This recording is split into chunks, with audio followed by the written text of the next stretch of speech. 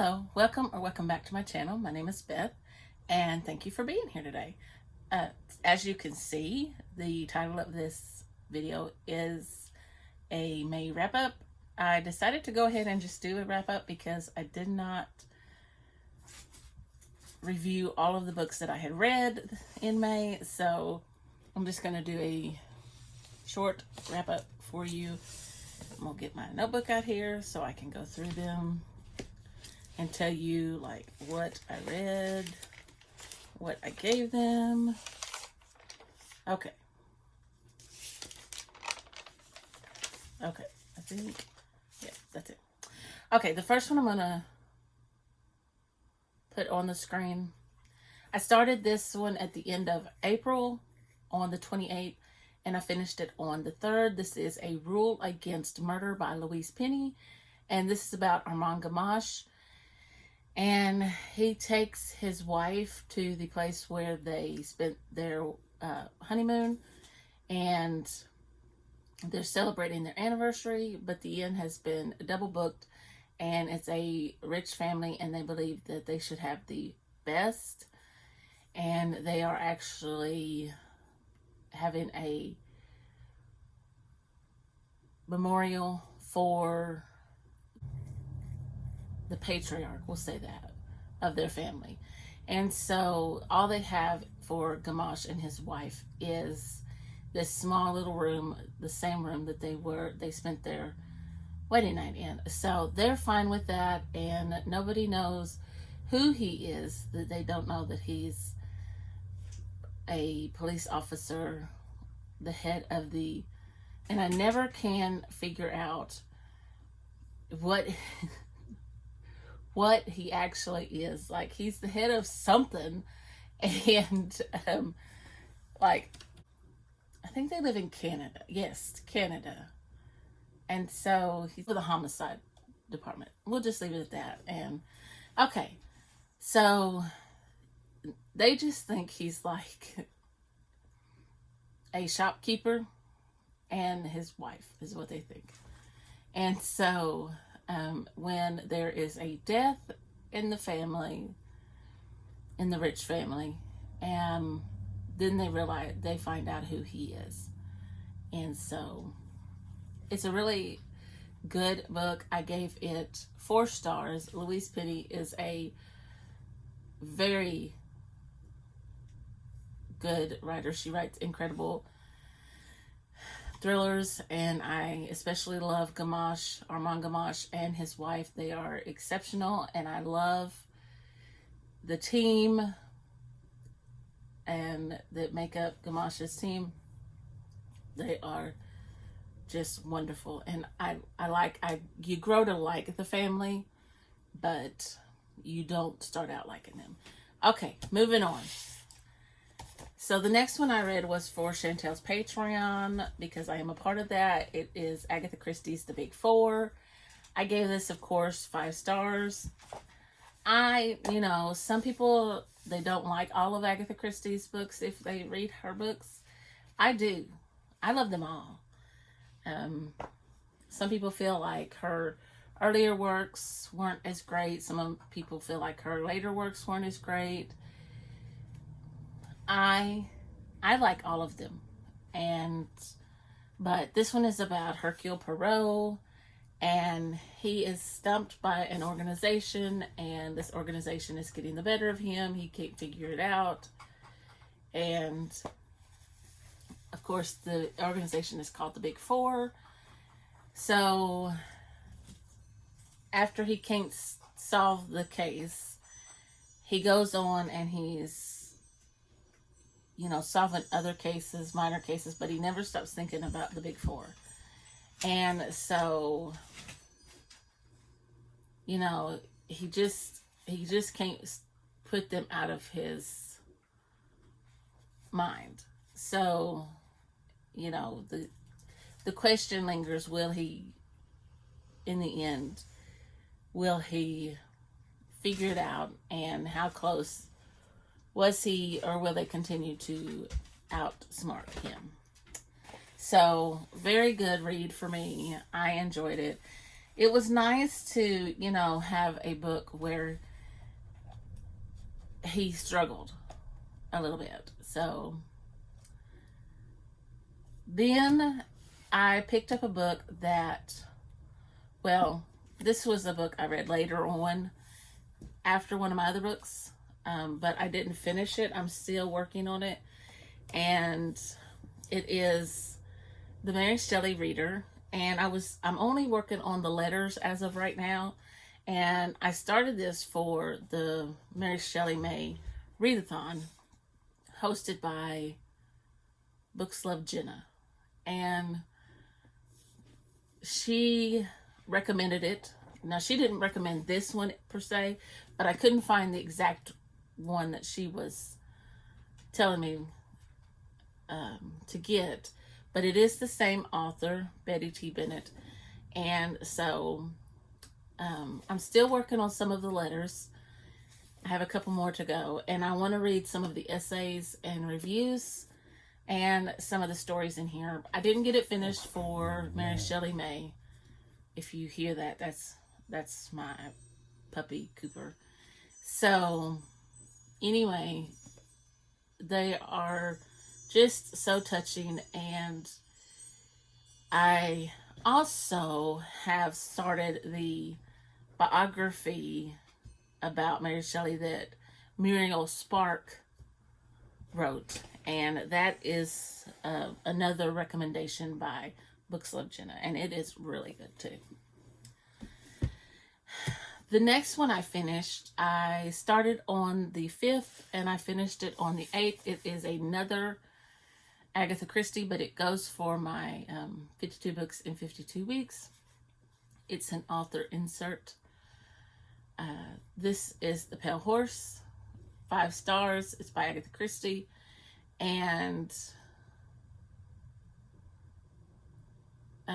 this woman is dying and she sends for the priest, and she ends up giving him, she confesses, she gives him her confession and a list of names, and she tells him it must be stopped.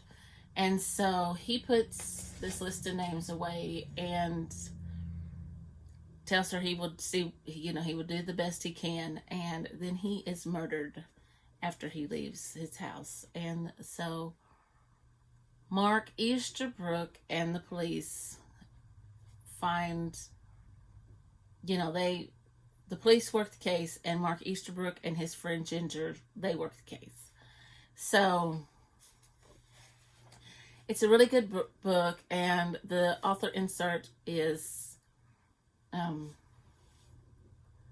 the writer. Her name just slips my mind at the moment. Anyway, Agatha Christie puts herself in here as, I just cannot think of her name at this moment. Oh, Ariadne Oliver.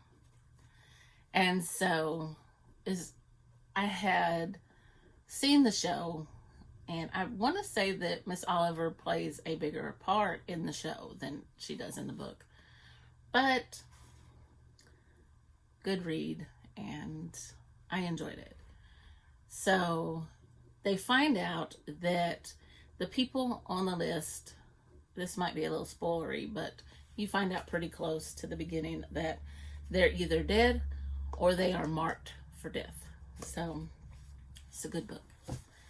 All right, and then we come to one of my most anticipated releases of the year, and it was also blurbed by one of my very favorite authors. This is one of my favorite authors, but it is,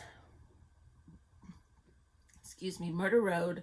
I started this on the 15th of April and just couldn't, I kept putting it down. I left it in by my bed and I wasn't picking it up because it wasn't sitting here. This is by Simone St. James. I dearly love Simone St. James. And it was blurbed by Roddy Sager. He said, from its nerve-shredding start to its thrilling end, it's a trip well worth taking. And I did love this book. I gave it 5 stars. And April and Eddie are on their way to, they've just gotten married and they're on their way to a honeymoon. And Eddie is driving and he takes a wrong turn. And they end up on this old highway, and they end up seeing a hitchhiker. They stop to see if they can help. She gets in the car eventually, and they find out that, they notice that she is bleeding, so they take her to the hospital, where she later dies. They are then questioned by the police, and then they find out that there have been murders on this road for several years. And then they are involved in the investigation. So it was very good. It wasn't what I expected, but I loved it nonetheless. And it's always good to get a book that you're not expecting. So 5 stars. Awesome job. I do love Simone St. James's writing. Incredible. The next book I finished, and I can't tell you when I started it because I started it a while back, but I wasn't very far into it. So, The Personal Librarian, and I finished it this month finally. This is by Marie Benedict and Victoria Christopher Murray, and I gave it 5 stars because once I got into this book, it was so good. And this is about a Black woman, and she is passing as white, and she becomes a librarian to J.P. Morgan, and she's in her 20s, and her name is Belle DaCosta Green, but she has a secret. That's not her real name. Her real name is Belle Marion Greener, and she's the first Black graduate of Harvard. No, I'm sorry. Her father was the first Black graduate of Harvard. So she goes to work for Mr. Morgan, and this is in the early 1900s. I think late 1800s, because he passes away, Anyway, such a good book, because there's always that worry that she's going to be found out, because her family is counting on her. Now, not so much her brother, but her sisters and her mom are counting on her for this job. And so it's just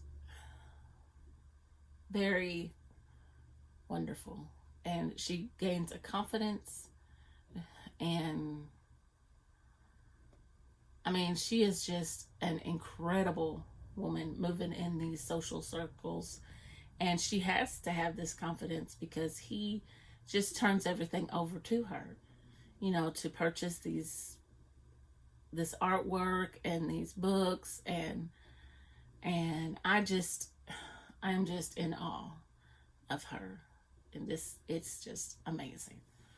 So the next book I finished was for the Mary Shelley May Readathon, and it was Frankenstein by Mary Shelley. I've never read Frankenstein, but I intend to read it again. It was 5 stars, and this is about Victor Frankenstein, and he creates life, and he actually creates a monster, and once he creates it, he turns away from it and runs. He wants nothing to do with it, and then the monster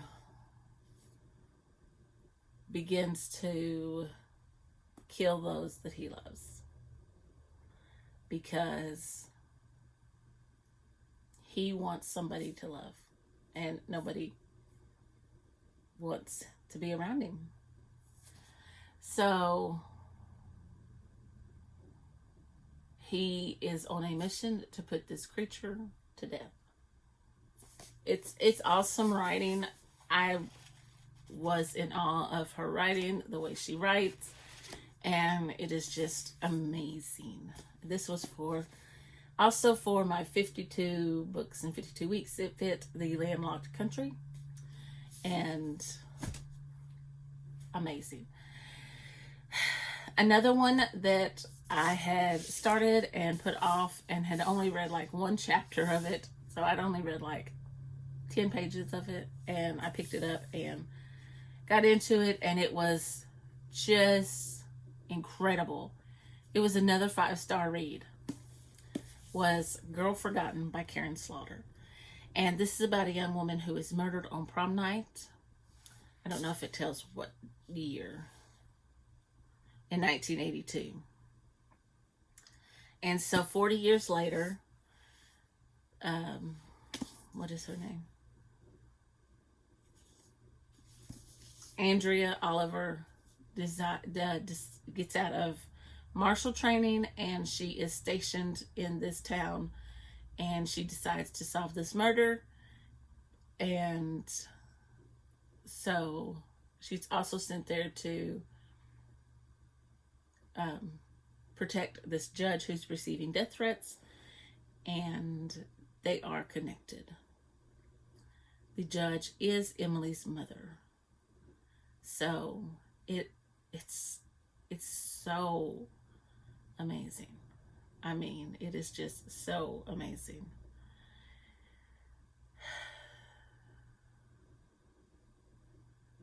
But I mean, she's a rookie, so you wonder, can she really solve it? Anyway, great read.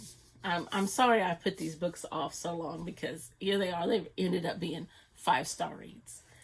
So the next one, I thought it would be my last read of the month. I started the 22nd, finished it the 24th. Jamie Jo Wright, The Premonition at Withers Farm. Oh my goodness, this book. Jamie Jo Wright does it to me every single time. It's just amazing. I just love her. Anytime I want a spooky book and it's still Christian based, all I got to do is pick up one of her books. And even though they're kind of thick, like hers is, I mean, it's not like huge. It's only 373. But you don't even realize it. It's just so quick and so, I mean, it's just, I mean, you just don't realize the pages are going by so quick, because there are so many things happening. Okay, Pearlette is the older storyline. It's always told in 2 different storylines. She helps the doctor tend to the body of a murdered victim, and she is soon wrapped up in the murders. There's another victim, the sister of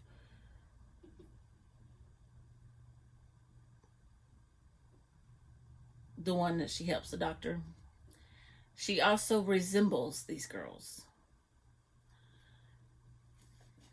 In the present timeline, Molly and Trent buy the Withers farm. Now, the 2 dead girls that I just referred to lived at Withers farm. Molly is grieving the loss of her 4 miscarriages, and she believes that her husband doesn't, that he's not grieving, and he's just trying to move on. He's working hard, trying to take care of her, trying to take care of this new house, trying to give them a new start. And then there's another murder. It ends up being Trent's cousin. And so, and they are tied to the past. And I won't tell you how, because it's all, it's so, oh my goodness, it is so good. It is just so good. 5 stars, obviously. Oh my goodness, it's just so good. I just love her writing. I can't wait to read more of hers. Okay, and then I decided to pick up another book. I wasn't planning to finish it in May, because I only had 6 days left, and I started on the 25th. and it was a friend recommendation. And it was At Home in Mitford by Jen Kieran. I gave it 4 stars, but I loved it. I mean, I loved it. And this is the first book in the Mitford series, and it's about Father Tim, and this is where we meet all the characters in the Mitford series. And it's got Dooley, and it's got Barnabas, and it's got Hoppy the doctor, and it has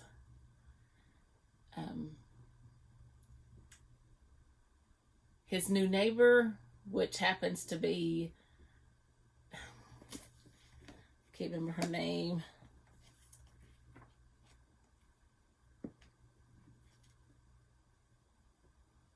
Cynthia. And I mean, it's so sweet. This series is just such a warm hug. It's just a warm hug. Even the little things that are supposed to be bad, you just know they're going to turn out for good, because it's just beautiful. It's a beautiful series. Everything about it is beautiful. And I just love every book I pick up for the Mitford, in the Mitford series. And I don't know why I haven't read it straight through. So I'm excited to pick up book 2. I got to figure out which one that is and make sure I have it on my shelf. So with that said, these are the books. Let me put this one on top. And this one, rearranging. Let's see. These are the books that I read. Now you got to remember my workbook is on the bottom. Week 4. Okay, these are the books that I read in the month of May. I'm very proud of what I accomplished in May, because I still was teaching. And if you stuck around with me for the entirety of this video, thank you so much. And if you enjoyed it, please click that thumbs up button. And if you want to see more from me, just click that subscribe button. And I'll see you in the next video. Bye.